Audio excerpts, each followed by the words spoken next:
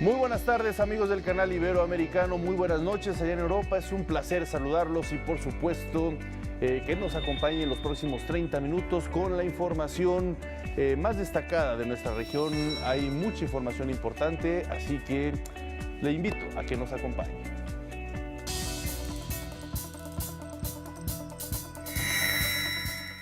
El nuevo presidente de Colombia, Iván Duque, llama a la unidad e invita a la ciudadanía a un pacto nacional de desarrollo. En nuestro reportaje especial conoceremos las iniciativas para la protección de los pueblos indígenas. Brasil y México dejan en suspenso el pase a la segunda ronda del Mundial de Fútbol Sub-20 femenil. Con un llamado a la unidad y el compromiso de combatir la delincuencia, Iván Duque juramentó como nuevo presidente de Colombia. Colombia tiene nuevo presidente. Iván Duque juró como mandatario de la nación sudamericana para el periodo 2018-2022.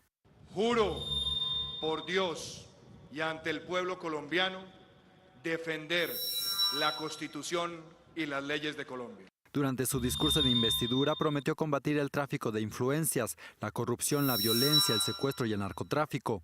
Sencillamente que a partir de ahora vamos a declarar ante el Congreso de la República con una reforma constitucional que ni el narcotráfico ni el secuestro serán reconocidos como un delito conexo al delito político y que además no podrán ser en adelante y en ninguna circunstancia elementos para financiar, promover u ocultar ninguna causa. También anunció que modificará el acuerdo de paz firmado con la exguerrilla de las Fuerzas Armadas Revolucionarias de Colombia para obligar a los antiguos comandantes a que respondan ante la justicia antes de ocupar cargos políticos. Corregiremos las fallas estructurales que se han hecho evidente en las implementaciones. Las víctimas de Colombia deben contar con que habrá verdadera reparación moral, reparación material, reparación económica por parte de sus victimarios y que nunca serán agredidos por la impunidad. Asimismo, se comprometió a que en los primeros 30 días de su gobierno realizará una evaluación responsable, prudente y completa del proceso de conversaciones con la guerrilla del Ejército de Liberación Nacional. Quiero dejar absolutamente claro que un proceso creíble debe cimentarse en el cese total de acciones criminales, con estricta supervisión internacional y tiempos definidos. Iván Duque hizo un llamado a la unidad e invitó a la ciudadanía a hacer un gran pacto por el desarrollo y la equidad. Los invito a todos a que construyamos un gran pacto por Colombia, a que construyamos país, a que construyamos futuro y a que por encima de las diferencias estén las cosas que nos unen. Con 42 años de edad, Iván Duque se convierte así en el presidente más joven de Colombia. Para Iberoamérica al Día, Guillermo de Gante.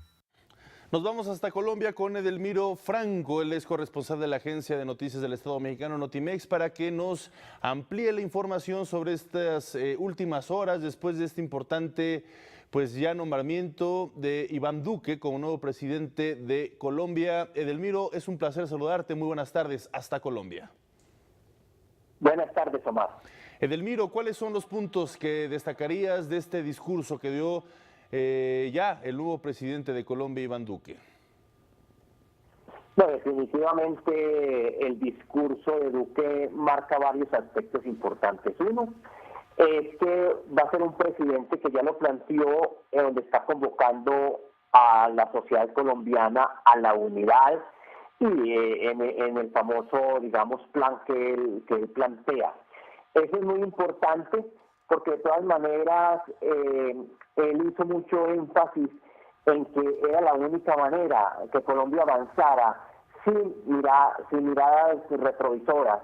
El otro punto a destacar es que él también hizo un anuncio frente a la guerrilla del ELN. Pues todo el mundo estaba esperando que Duque rompiera las negociaciones con el ELN, pero no, por lo menos ya dijo que iba a dar 30 días para hacer esa evaluación. Eso es muy importante porque el ELN, sus comandantes en Cuba ya están, digamos, han planteado que se mantienen en la mesa y van a esperar a los delegados del presidente Duque. Entonces yo creo que son dos apuestas importantes. Si bien él plantea que va a hacer unas modificaciones a unos ajustes al acuerdo, habría que mirar cómo se va a dar eso en el trámite del Congreso. En el Congreso hay diferentes fuerzas políticas. Entonces, pero no hizo el anuncio de volver prisas los acuerdos como se pensaba que se podría decir o hacer y como se venía planteando inicialmente en la primera parte de la campaña electoral. Esos dos puntos son muy importantes. También muy importante el llamado a defender las víctimas y también a defender los derechos humanos. Entonces, también hace parte de esa línea de política de gobierno.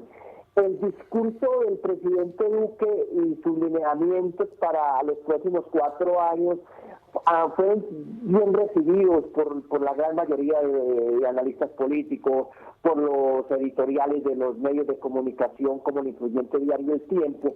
Entonces yo creo que Duque arranca con unas expectativas interesantes.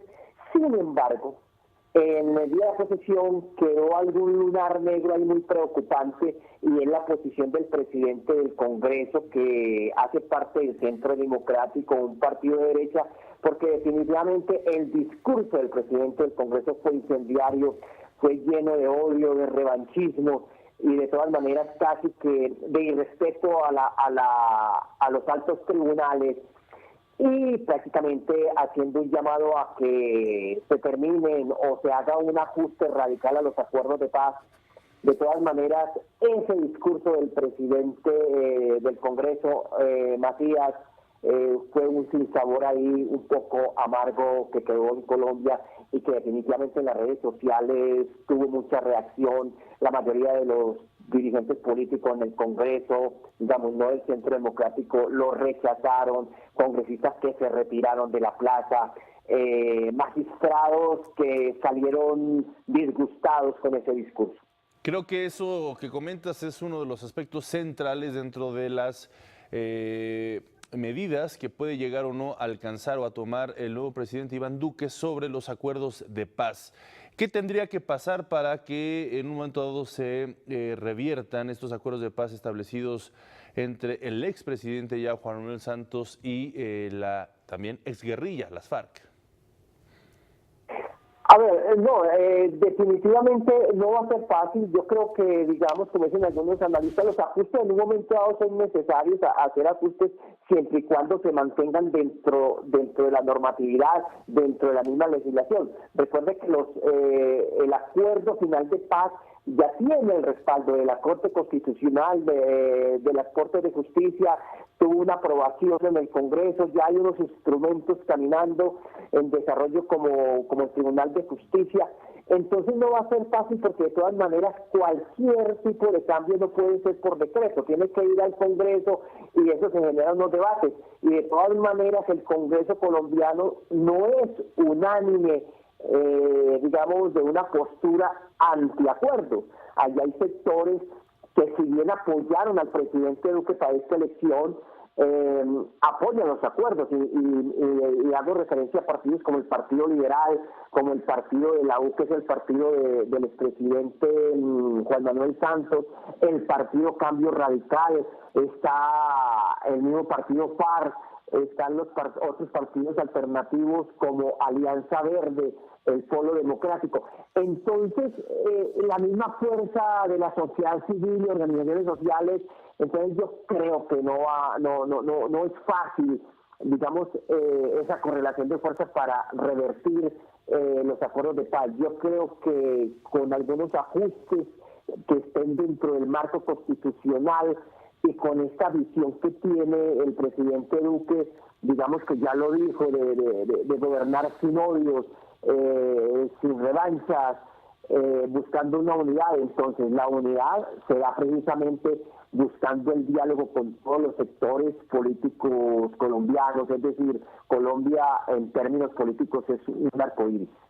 Edelmiro Franco, te agradezco mucho que hayas estado con nosotros esta tarde en este momento tan importante para Colombia, para su sociedad y por supuesto para su futuro. Muchísimas gracias, te mando un fuerte abrazo hasta Colombia. Ok, un fuerte abrazo más. Gracias, Edelmiro Franco, corresponsal de Notimex.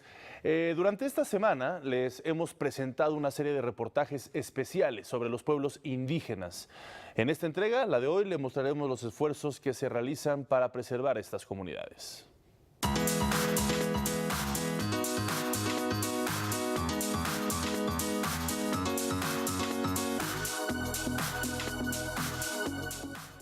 Los pueblos indígenas se encuentran entre los sectores más vulnerables y desfavorecidos del mundo. Para protegerlos, la Asamblea General de las Naciones Unidas diseñó 3 mecanismos fundamentales. Desde 2001 designó relatores especiales, que reciben las denuncias de violaciones a sus derechos humanos. El mandato del relator especial sobre los derechos de los pueblos indígenas es uno de los varios llamados procedimientos especiales del Consejo de Derechos Humanos dedicados a promover el ejercicio de los derechos humanos en relación a varios temas.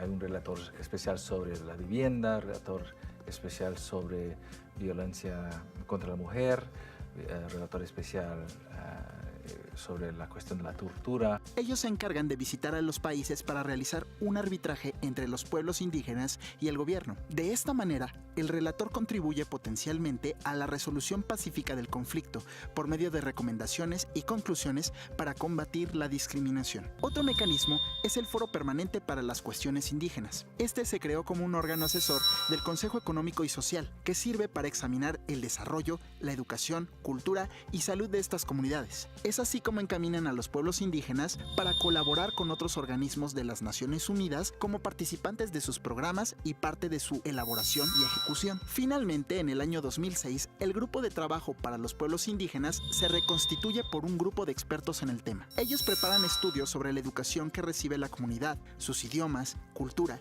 y su participación en la toma de decisiones. Gracias a estos mecanismos, cada país ha asumido diferentes posturas para proteger este sector. Para las naciones de Iberoamérica es especialmente importante proteger a los indígenas, pues es en donde existe una mayor concentración de ellos. Entre los más de 300 pueblos que hay, Brasil, Colombia y México encabezan la lista con el mayor número de ellos. En Brasil se intentó ayudarlos con el Servicio de Protección Indígena, que era un organismo que los protegía y trataba de incorporarlos a la sociedad. No obstante, con esta medida se eliminaba su diversidad cultural y dejaban libres sus tierras. Por eso se creó la Fundación Nacional del Indio, que, en lugar de quitarles sus raíces, los protege y respeta. En Colombia, por otro lado, el expresidente Juan Manuel Santos firmó el primer decreto de prevención y protección de los derechos de los pueblos indígenas en aislamiento. Aunque ya se respetaban los derechos indígenas, este decreto exige la protección especial para los indígenas que no tienen contacto fuera de sus comunidades, con la finalidad de que no se realice alguna intervención y se respete su forma de vida. En México existe la Comisión Nacional para el Desarrollo de los Pueblos Indígenas, creada en 2003 para atender a estas comunidades. Brindan infraestructura, servicios de salud, programas de alimentación y promueven el arte y cultura originarios de las poblaciones indígenas. Proteger y reconocer a las comunidades indígenas ha sido una labor ardua que continúa por parte de los gobiernos nacionales e internacionales para prevenir la discriminación. Para Iberoamérica al Día, José María Merlo. Y en el marco del Día Mundial de los Pueblos Indígenas, que se celebra mañana, tuvimos la oportunidad de conversar con Norberto Zamora Pérez. Él es jefe de medios digitales de la Comisión Nacional para el Desarrollo de los Pueblos Indígenas de México. Nos habló sobre la situación que viven las comunidades originarias en Iberoamérica. Creo que estamos viviendo un proceso muy importante de reconocimiento y de visibilización de los pueblos indígenas. Las últimas décadas han sido muy importantes a partir de que Naciones Unidas ha dado un impulso muy fuerte al tema de estas comunidades. Con la declaración de los decenios de los pueblos indígenas, se dispararon diferentes procesos en todos los países de Latinoamérica. México, por supuesto, no fue la excepción. Aquí en México, a partir de 1990, empiezan las reformas a nivel constitucional. Empezando este siglo, en el año 2001, se hace una reforma importante también de la Constitución para dar un reconocimiento pleno a los pueblos indígenas, considerándolos como parte de este México pluricultural. Documentos importantes en Naciones Unidas permitieron también la creación de instituciones más fuertes, como la Comisión Nacional para el Desarrollo de los Pueblos Indígenas, y posteriormente el Instituto Nacional de Lenguas Indígenas, a partir de la creación de la Ley General de Derechos Lingüísticos. Entonces, vemos reflejado en muchos países procesos similares. Naturalmente, organismos como UNESCO han sido muy importantes para promover este tipo de procesos en todo el continente. Al respecto de los esfuerzos que los gobiernos realizan para preservar la cultura y la lengua de los pueblos indígenas, esto fue lo que nos comentó. Pensamos que es relevante el tema de difundir las lenguas y las culturas indígenas, sobre todo porque estamos combatiendo un proceso que las ha estado anulando, un proceso histórico que arranca con la conquista, en la que los pueblos indígenas se fueron viendo diezmados, que en muchos países llegaron incluso casi al exterminio. Pensemos en algunas naciones de Sudamérica. Y pensamos que ahora el proceso debe ser inverso. Y más ahora considerando el tema de la globalización, es muy importante que los elementos de las culturas locales puedan también ser lo que muestre la riqueza de cada país. Entonces, esto lo que nos lleva es a producir proyectos de información y proyectos de comunicación que lo que hagan es mostrar al mundo esta riqueza, pero también esta diversidad lingüística. México tiene uno de los mayores tesoros, que es el tema de las lenguas indígenas. Estamos hablando de 68 lenguas agrupadas en 11 familias, con una diversidad todavía mucho más específica cuando hablamos de variantes. Llegamos hasta las 364 variantes. No todos los mexicanos reconocen también esta diversidad y por eso también es importante que los procesos de difusión, de divulgación de este tipo de temas también sean masivos, que lleguen a los medios como la televisión, a la radio, a la prensa, pero sobre todo que se reafirme también este valor y que se reconozca impulsando también a estas lenguas. La Declaración de los Derechos de los Pueblos Indígenas por parte de la ONU, sin lugar a dudas, es un mecanismo muy importante para proteger a estas comunidades originarias. Pero, ¿cómo ha sido su implementación? Cuando Naciones Unidas emite la declaración, naturalmente es bienvenida por todos los países que tienen población indígena. En el caso de México, se realizó un proceso de difusión de esta declaración de una forma muy importante. No se trataba solamente de utilizar los medios para comunicarlo a la población en general, sino también poderlo llevar hacia las comunidades indígenas. Ahí es donde CDI junto con el Instituto Nacional de Lenguas Indígenas empezaron a trabajar en la traducción de la declaración a diferentes lenguas indígenas nacionales. Sabemos que un inconveniente es la lectura en lenguas indígenas en las comunidades. Se han quedado rezagados los procesos de alfabetización para escribir y leer en lenguas indígenas, pero lo que sabemos que es muy cierto es que sigue fortaleciéndose el tema de la oralidad. Cuando se escuchan las lenguas indígenas se entienden, no importa la edad de la gente en las comunidades. Entonces también esto llevó a producir versiones de audio de la declaración, pero también algo que se ha reconocido en el continente es el trabajo de las radios indígenas, de las radios culturales indigenistas de la CDI, que transmiten en las regiones indígenas en sus propias lenguas. Ha habido un proceso de formación de comunicadores indígenas para que hagan llegar también estos derechos hasta las comunidades de uno de los medios que son más accesibles hoy, que es la radio. Llega hasta las comunidades más lejanas, lo entienden tanto los adultos mayores, los jóvenes y los niños. Entonces, este es uno de los vehículos importantes para que los pueblos conozcan sus derechos. Por último, nos habló sobre cómo la migración está afectando a los pueblos indígenas. La migración es un tema que es muy importante y que tiene muchos matices, es un tema muy complejo para pueblos indígenas. Es un proceso que se ha dado durante las últimas décadas, donde la población indígena de las comunidades rurales se está moviendo hacia las ciudades. Vemos un proceso acelerado de urbanización. Las comunidades se van quedando solas, Las fuentes de empleo se encuentran en las ciudades, se encuentran en los campos agrícolas. Es un trabajo que obliga a las comunidades a dejar la tierra y a moverse hacia las ciudades. Esto lo que ha ocasionado es que el número de hablantes en esas regiones que habitualmente identificábamos con altas concentraciones vaya disminuyendo. Los jóvenes buscan oportunidades de empleo, pero también buscan oportunidades educativas. Entonces se mueven hacia las universidades que se encuentran en las ciudades. Eso obliga también al gobierno de México y a las instituciones encargadas de atender a pueblos indígenas a crear programas que están enfocados también a la población migrante, ¿no? Hay un proceso que consideramos que es de alto riesgo cuando se desarrolla la migración, que es la pérdida de la identidad y la pérdida de la lengua.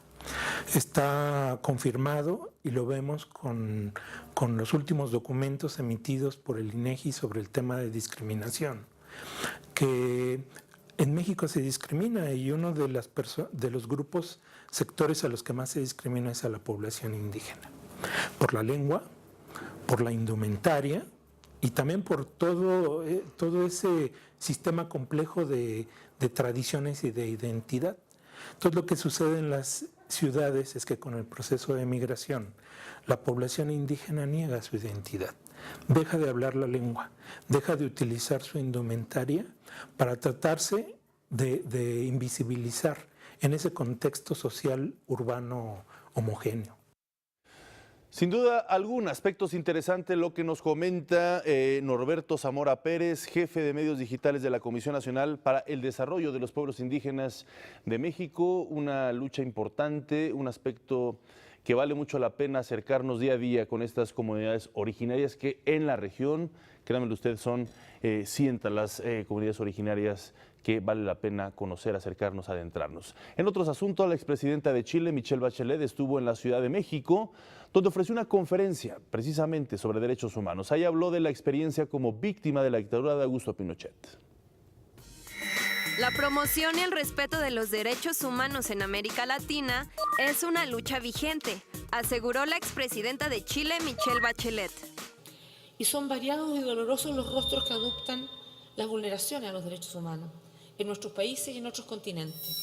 Siguen existiendo lamentablemente violaciones sistemáticas a los derechos básicos en las cárceles, en zonas de conflicto, en la libertad de expresión o en acceso al agua potable, por dar algunos ejemplos. Bachelet, quien de 2010 a 2013 encabezó la Oficina de ONU Mujeres, dictó la Cátedra Internacional por los Derechos Humanos y la Paz, Alfonso García Robles, en la Universidad Nacional Autónoma de México. Nuestra América Latina tiene la belleza de la irreductible fuerza vital. Nuestros pueblos cargan cicatrices, periodos de mucha oscuridad. La cátedra es un espacio institucional de discusión que reconoce a servidores públicos que se han destacado en la lucha por los derechos humanos. Los derechos humanos no son textos estáticos, son una pugna incesante por la plena libertad de todos. Se remontó al precedente marcado por la Revolución Francesa y su papel como impulsor de movimientos liberatorios en otras latitudes. Expuso que los estados tienen la obligación de crear políticas públicas concebidas desde un enfoque de derechos humanos. Es el combate a la desigualdad, que podemos dar valor al derecho a la educación, terminando con la segregación social y la exclusión de niños con discapacidad, por ejemplo. Puntualizó que la concepción de los derechos humanos evoluciona de la mano de los cambios sociales y destacó que su defensa es una responsabilidad compartida entre autoridades y sociedad civil. Para Iberoamérica al Día, Elis de León.